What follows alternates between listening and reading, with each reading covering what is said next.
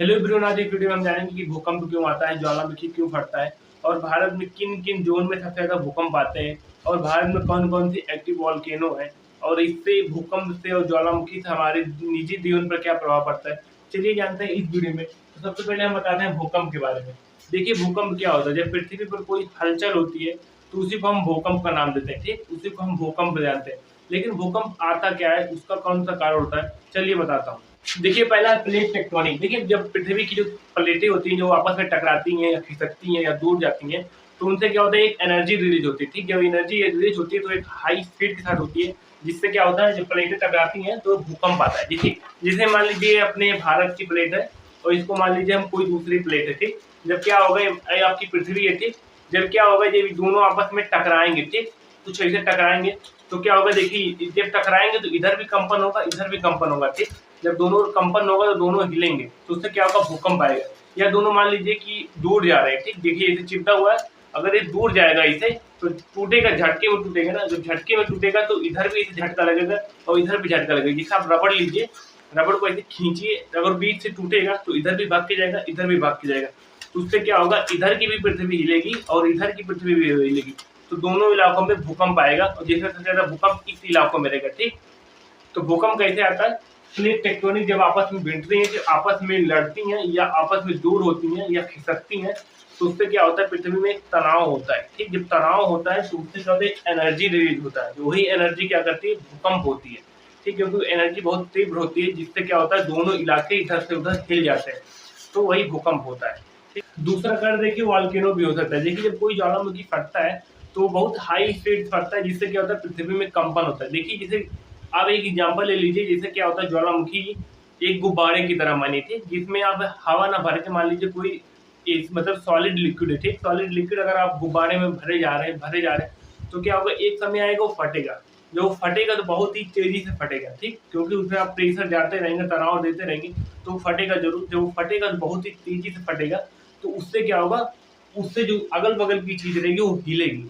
ठीक, तो ऐसे होता है वोल्केनो। जब वोल्केनो में मैग्मा पदार्थ जो गैसेज होती हैं, राख जो पदार्थ होते हैं वो सब भर जाते हैं ज्वालामुखी में, तो ज्वालामुखी ओवरलोड हो जाता है तो क्या होता है, ज्वालामुखी फटता है। तो ज्वालामुखी फटता है तो इर्द गिर्द के जो इलाके होते हैं आसपास के 100 किलो, कहीं कहीं 50 किलोमीटर 100 किलोमीटर तक, तो वहां पर क्या होता है, एक झटका सा लगता है, तो भूकंप इसके कारण भी आ सकता है। ठीक, तीसरा रीजन क्या है, तीसरा क्या है, कृत्रिम कारण। कृत्रिम कारण क्या होता है, जो हम मनुष्य बनाते हैं। जैसे मान लीजिए कोई डैम होता है वो ब्रेक हो गया, जब डैम ब्रेक होगा तो क्या होगा, बहुत ही तेजी से ब्रेक होता है, इतना तेजी से होता है कि उससे क्या होता है, अगल बगल की धरती हिलती है, कंपन होता है, तो उससे भी भूकंप आता है। यहाँ मान लीजिए कहीं परमाणु बम की टेस्टिंग हो रहा है, ठीक, परमाणु न्यूक्लियर टेस्टिंग हो रहा है, तो न्यूक्लियर तेस्टिंग भी इतनी तेजी से होता है कि उससे भी पृथ्वी हिलती है। जैसे आप एग्जाम्पल देख सकते हैं, जापान का जो हिरोशिमा और नागासाकी है, वहाँ 1945 में न्यूक्लियर बम गिरा था, लेकिन वहां पर अभी भी क्या होता है, जो झटके होते हैं भूकंप के वो बरसभर आते रहते हैं। ठीक, तो न्यूक्लियर टेस्टिंग के कारण भी कभी कभी भूकंप आते हैं। तो ये तीन कारण थे भूकंप आने के। एक भूकंप को हम नापते कहते हैं,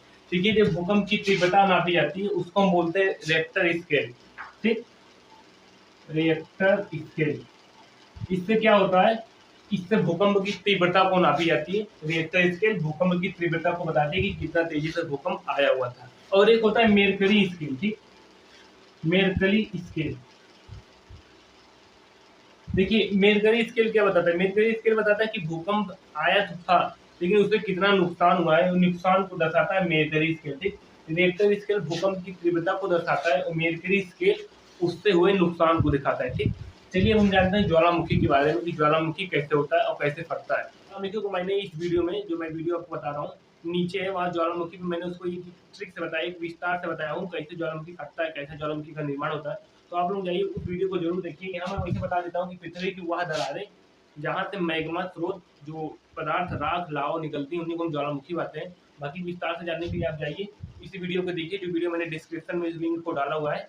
ठीक है, अब हम जानते हैं कि भारत के किस क्षेत्र में सबसे ज्यादा भूकंप आते हैं और भारत में कौन कौन सी वॉल्केनो है। अब हम जानते हैं भारत में भूकंपीय क्षेत्र के बारे में। देखिए भारत में भूकंपीय दृष्टि से क्षेत्रों को 4 भागों में विभाजित किया गया है, जो जोन 2 से 5 तक है। ठीक, भारत में भूकंपीय दृष्टि से क्षेत्रों को 4 भागों में विभाजित किया गया है, जिसमें देखिए जोन, संवेदनशीलता और राज्य। ठीक, किस जोन में सबसे ज्यादा संवेदनशीलता होती है, किस राज्य में सबसे ज्यादा भूकंप आते हैं, वहां पर लिखा हुआ। देखिए जोन 5 में क्या क्या आता है, यहाँ पर संवेदनशीलता क्या होती है, एकदम उच्च होती है। जिसमें कौन कौन से राज्य हैं, कश्मीर और पूर्वोत्तर बिहार। ठीक, पूर्वोत्तर बिहार जो नेपाली सीमा पे है, तो वहां पर सबसे ज्यादा भूकंप के झटके अधिकतर होते हैं, वहां की संवेदनशीलता हाई होती है। ठीक, जोन 4 में क्या होता है, उच्च संवेदनशीलता होती है। ठीक, जोन 4 में उच्च संवेदनशीलता होती है, जिसमें राज्य कौन कौन से, दिल्ली, उत्तराखंड, हिमाचल प्रदेश, गुजरात।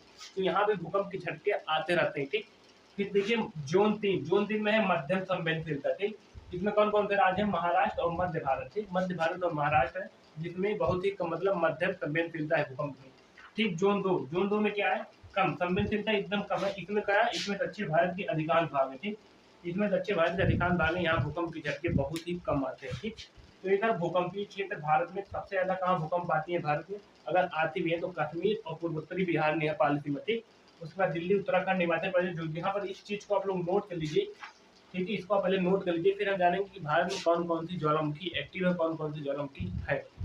देखिए भारत में ज्वालामुखी क्षेत्र की बात करें तो ज्वालामुखी क्षेत्र में वार्नर द्वीप है। ठीक, वार्नर द्वीप अंडमान निकोबार में है, जो भारत का एकमात्र सक्रिय ज्वालामुखी। ठीक, जो वार्नर द्वीप, ठीक है, वार्नर द्वीप अंडमान निकोबार में भारत का एकमात्र एक्टिव वॉल्केनो है।